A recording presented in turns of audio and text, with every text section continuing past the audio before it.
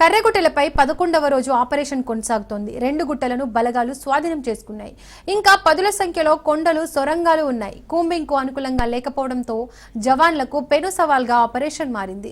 హెలికాప్టర్లు, డ్రోన్లపైనే బలగాలు ఆధారపడ్డాయి. సేఫ్ జోన్లోకి మావోయిస్టులు వెళ్లారని ప్రచారం జరుగుతోంది.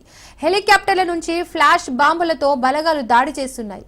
కర్రెగుట్టలో బేస్ క్యాంపుల ఏర్పాటుకు బలగాలు యత్నిస్తున్నట్టుగా తెలుస్తోంది.